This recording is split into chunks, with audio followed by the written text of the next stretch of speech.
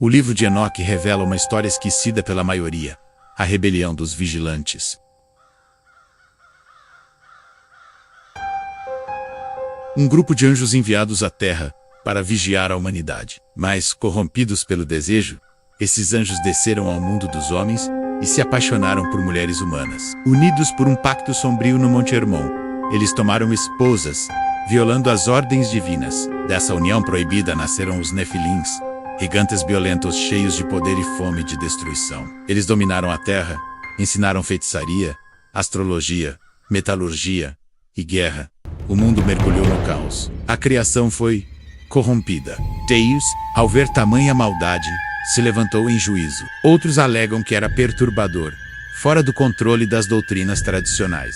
O livro de Enoque fala de anjos que ensinam feitiçaria, mulheres humanas que geram monstros, e um Deus que julga até os céus. Ele mostra um universo espiritual muito mais ativo e muito mais assustador do que a religião institucional estava disposta a admitir. E Enoque foi escolhido para testemunhar tudo, e que a história humana é parte de um plano eterno que os céus estão escrevendo menos, com juízos terríveis, à espera dos que se rebelam. Deus é amor, mas também é fogo consumidor.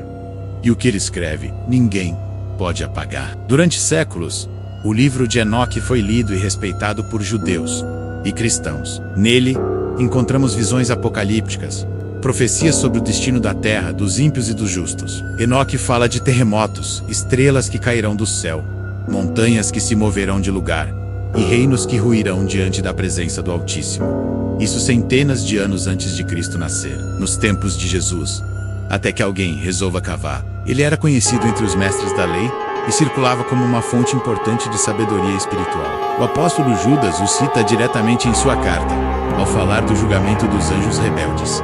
Mas com o passar dos séculos, algo mudou. O livro, antes reverenciado, passou a ser rejeitado. O céu está registrando tudo. Enoque vê o trono de glória, cercado por milhões de anjos, enquanto o destino eterno dos homens é proclamado, não como uma metáfora, mas como um evento real.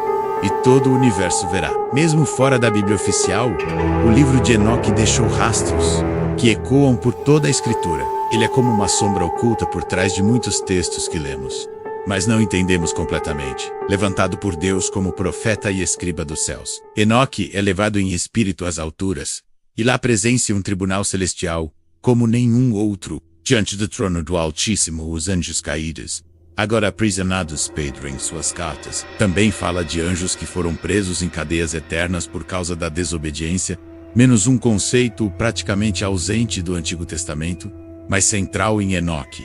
Tremem ao ouvir sua sentença.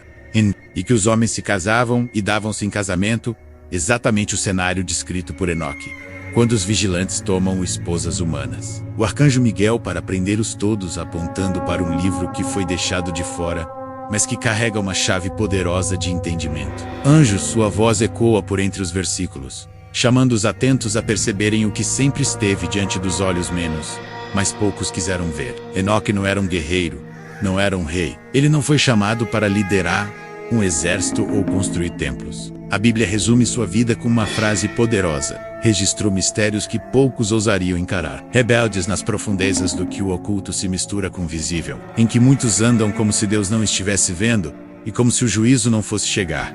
Abismo, até o guardar a fé diante do caos. Grande, e os que seguirem seus passos também não serão esquecidos. Dia Today as Big Question.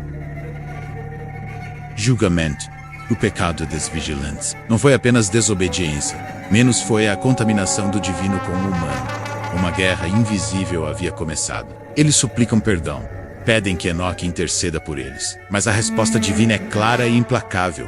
Vocês deveriam ter intercedido pelos homens, e não os homens por vocês. Os vigilantes são condenados. Vê os anjos da punição, seres de luz e fogo, preparando prisões eternas para os rebeldes.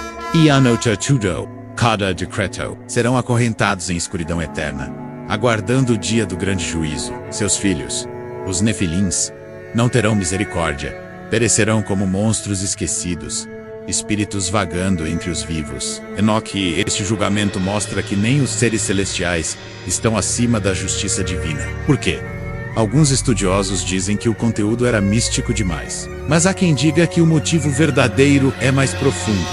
O livro de Enoque revela demais. Ele escancara o que muitos prefeririam manter oculto, que existe uma batalha invisível acontecendo ao nosso redor, que há seres espirituais operando sobre nações.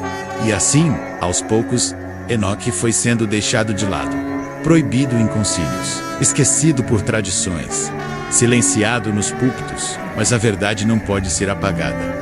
Ela pode ser enterrada por um tempo. O livro de Enoque não fala apenas do passado. Ele aponta para o futuro com uma precisão inquietante.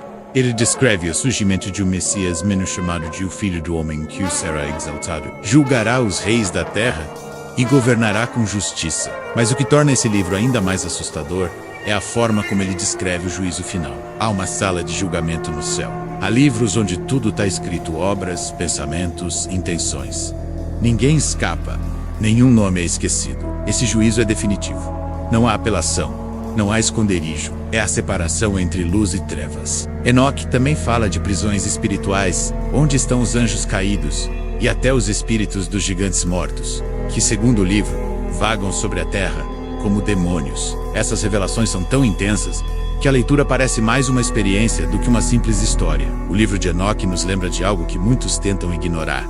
O fim virá. Judas, o meio-irmão de Jesus, o cita diretamente: eis que o Senhor vem com milhares de seus santos, para executar juízo sobre todos. Essa citação não está em nenhum outro lugar da Bíblia, menos apenas no livro de Enoque. Jesus, ao falar do fim dos tempos, menciona que nos dias de Noé havia uma corrupção generalizada. O conceito do livro celestial, onde tudo está escrito, aparece em Apocalipse, mas já era apresentado em detalhes em Enoque. Até mesmo o título messiânico Filho do Homem, usado por Jesus, tem raízes profundas nas visões de Enoque, onde esse personagem divino se assenta à direita do Senhor e governa as nações. É como se a Bíblia tivesse cheia de pistas, fragmentos, ecos. Enoque está presente, mesmo quando ninguém o nomeia.